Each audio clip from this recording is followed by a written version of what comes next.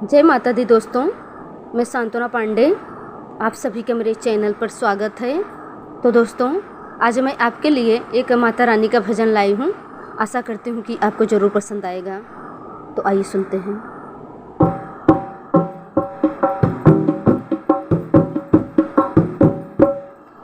मैया सोने सिंहासन विराजे, कि जय दुर्गा जय जय भवानी।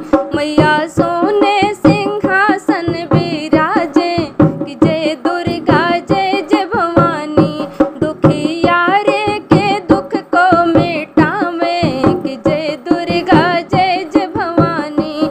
मैया सोने सिंहासन विराजे, कि जय दुर्गा जय जय भवानी।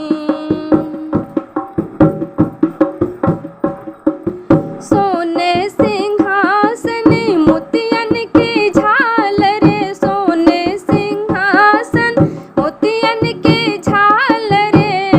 मैया कैसे छटायन मोल, कि जय दुर्गा जय जय भवानी।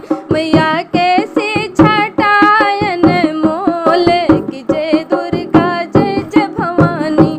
मैया सोने सिंहासन विराजे, कि जय दुर्गा जय जय भवानी। मैया का सोहे ललके चुनरिया, मैया के सोहे ललके चुनरिया। अरे हरे हरे अंगिया पटोरे, कि जय दुर्गा जय जय भवानी।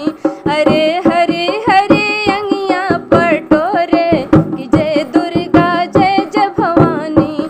मैया सोने सिंहासन विराजे, कि जय दुर्गा जय जय भवानी। मैया सोने सिंहासन विराजे, कि जय दुर्गा जय जय भवानी।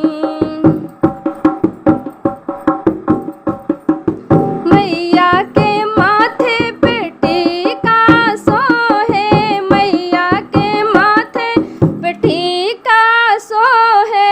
मगिया में सोहे सिंदूर, कि जय